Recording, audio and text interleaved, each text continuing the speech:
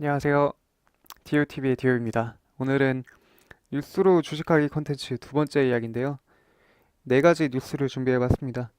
첫 번째는 신풍제약 피라맥스 희귀의약품 지정. 두 번째, 수소경제 주도권 관련한 뉴스. 세 번째, 토종우주로켓 누리호 10월 25일 발사.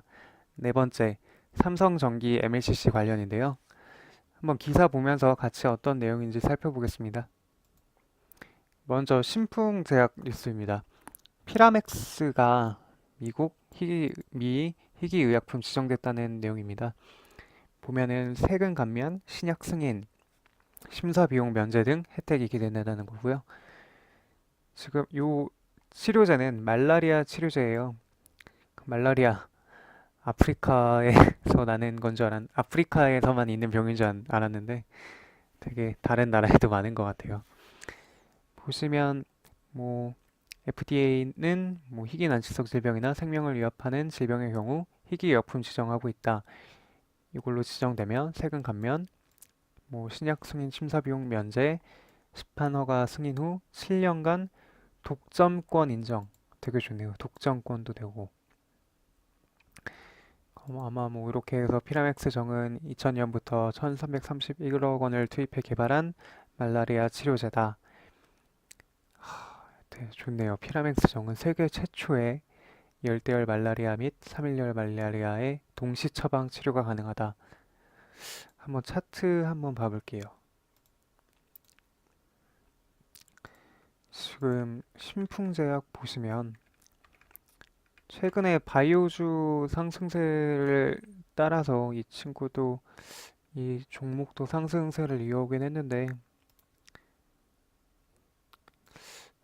한 30% 정도 올랐네요. 최근에 바이오주들이 다 한 4, 50%까지 간 종목들도 많은데 뭐 많게는 100% 간 종목들도 많죠.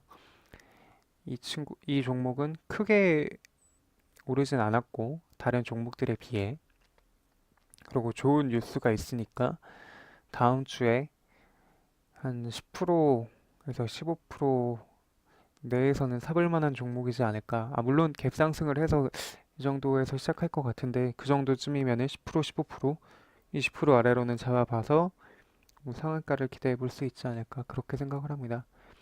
보시면은 희귀의약품 지정이 됐을 때 여기 뉴스 보이시죠? 녹십자셀, 이문셀 LC 희귀의약품 지정 상한가. 여기도 이문셀 LC 희귀의약품 지정 상한가, 상한가, 상한가. 비슷한 내용인데 상한가를 두 번이나 갔어요. 요 며칠 만에, 얼마 만에?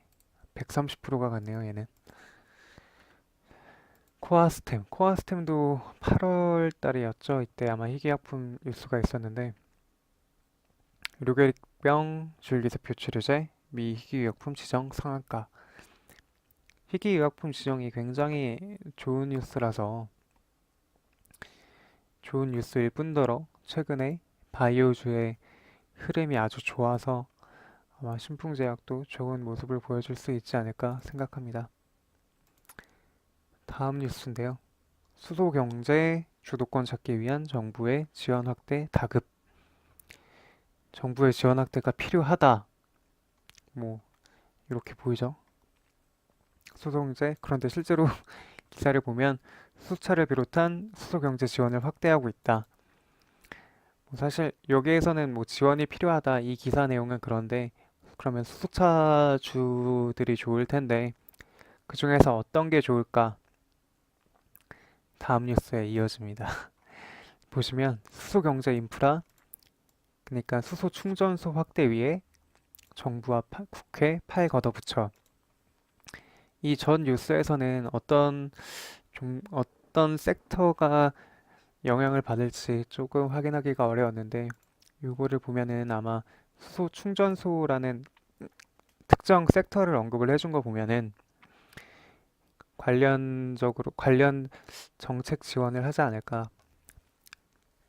한번 기사 보겠습니다. 30일 업계에 따르면 정부는 2019년도 예산안에 수소 충전소 관련 예산 375억 원을 편성하면서 수소 충전소 확대를 추진하고 있다. 정부가 2022년까지 최대 310곳으로 늘리는 방안을 추진하고 있는 점을 감안하면 2019년부터 관련 사업을 본격화할 채비를 갖춘 셈이다. 네, 기사는 일단 여기까지만 볼게요. 수소차 관련주들 엄청 많은데 그 중에서도 수소 충전소에 대해서 이제 지원을 하겠다 이런 내용이네요.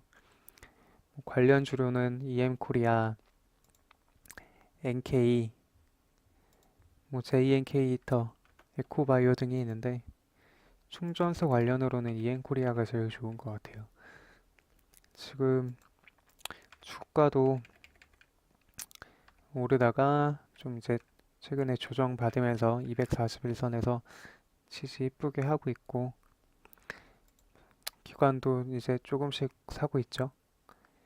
기관도 조금씩 사고 이런 뉴스로 정책 지원 얘기도 나오니까 수소차 충전소 관련해서 이엔코리아 좋게 가지 않을까 싶습니다. 다음 뉴스입니다. 토종 우주로켓 누리호 다음 달 첫 시험대에 선다. 우리 기술로 개발한 우주 발사체 누리호가 10월 25일 시험 발사를 앞두고 있다. 이런 내용입니다. 2013년에 나로 관련해서 관련주들이 많이 움직였었는데 이 누리호 관련해서도 관련주들이 10월 25일을 앞두고 많이 움직임을 보여주지 않을까 싶어요. 근데 지금 관련주 대장이 한국항공우주인데 여기에 미국 그 APT 교체 사업 탈락하면서 요 기대감에도 많이 올랐었다가 탈락하면서 기대감에 오른 거 반납했죠. 솔트웍스도 기대감에 오르다가 반납했는데 얘는 누리호 이슈가 아직 살아있으니까 뭐 24%까지 빠졌다가 저점 대비 10%가 올랐어요. 이거는 아마 뭐 이 정도 가격이면 충분히 살 메리트가 있다라고 느끼는 사람들이 많이 있었겠죠. 왜? 누리호가 아직 남아 있으니까. 관련주들은 한번 지켜보시는 게 좋지 않을까 싶습니다. 그리고 오히려 여기 미국 항공기 전투훈련기 수주 탈락이 더 좋은 것 같아요. 그래서 너무 고가놀이가 될 수 있었는데 한번 훅 빼주면서 오히려 부담 없는 가격대가 오지 않았나 그렇게 생각을 합니다. 다음 뉴스입니다. 삼성전기 세계 1위 무라타와 격차 좁힌다. 얼마 전에 삼성전기가 중국에다가 공장 이제 증설한다 이런 뉴스가 있었고요. 그 다음에 무라타도 같이 증설한다 이런 얘기가 있었어요. 그러면 공급 과잉 아니냐? 그렇지만 공급 과잉 우려는 기우다 이런 내용입니다. 그 기사 보시면 뭐 여기 삼성전기는 중국 텐진에 5,700억 원 정도, 무라타는 뭐 4천억 들여서 내년까지 신공장 완공한다. 그러면 내년부터 공급이 완화되면서 가격이 떨어지고 얘네의 뭐 이익률이 떨어지는 거 아니냐 이렇게 생각하실 수 있어요. 그런데 보시면 갤럭시 S 초기 모델에 MLCC가 2, 300개 정도 들어갔으나 S9에는 1000개 그리고 이제 전기차가 많이 늘어났는데 전기차에는 10,000개까지 필요하다 이렇게 얘기를 하거든요. 그러면은 핸드폰으로 보면은 2, 300개에서 1000개 뭐 한 4, 5배 정도 늘어나는 거고 전기차들이 이제 많이 늘어나면서 없던 수요들이 생기는 거잖아요. 그러니까 수요가 확대되는 거죠. 그래서 이렇게 뭐 공급 과잉 우려는 기우다. 그래서 뭐 앞으로도 좋을 것이다. 이렇게 볼 수 있는데 지금 작년부터 되게 많이 올랐어요. 많이 올랐고 그만큼 이 시장이 좋았고 그런데 이제 공급 과잉이 우려되고 이 시장은 이제 끝난 거 아니냐?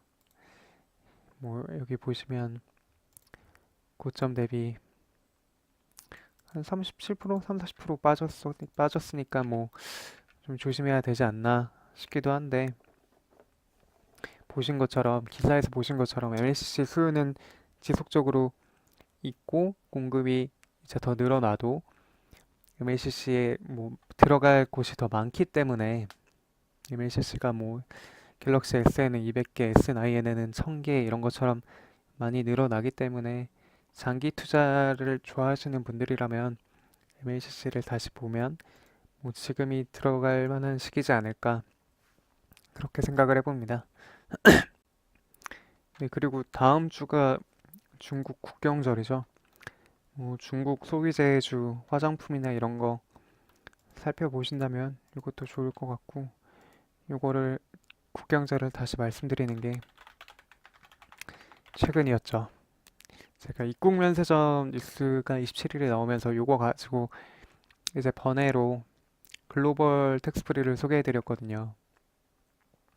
그런데 바로 이런 좋은 모습을 보여줬습니다. 글로벌 텍스프리는 외국인 관광객 대상으로 세금 환급 사업을 하기 때문에 중국 국경절 앞두고도 아마 좋은 모습을 보여준 게 아닐까. 그 외국인 입국자가 늘어날수록 얘네의 영업이익은 늘어나기 때문에 뭐 좋은 모습을 보여준 게 아닐까 싶습니다. 이상까, 이상으로 여기까지 DOTV의 DO였습니다. 감사합니다.